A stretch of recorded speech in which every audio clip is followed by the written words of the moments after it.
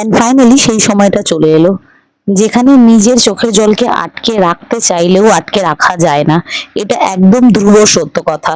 আমি যখন ওই সাজাচ্ছিলাম আগের দিন, ও আমাকে বলেছিল আমি কাঁদবো না, কিন্তু আমি তখন ওকে বলেছিলাম তোকে কাঁদতেই হবে, কাঁদতে বাধ্য হবি, এমনই একটা সিচুয়েশন চলে এসছে।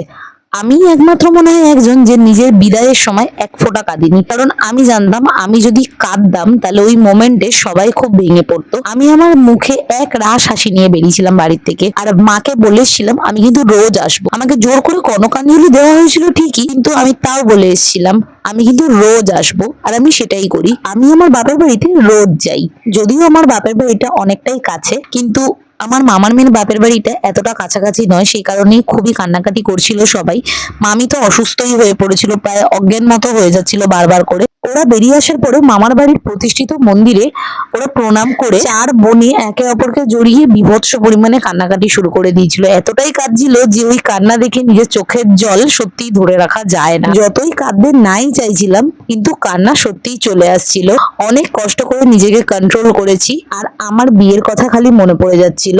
আচ্ছা তোমরা বলো তো, কারা কারা তোমরা নিজেদের বিয়েতে প্রচন্ড কান্না করেছো, আর কারা কারা একদম কাঁদুনি আমার মতো হাসি মুখে বাড়ি থেকে বেরিয়েছিলে ড্যাং ড্যাং করতে করতে?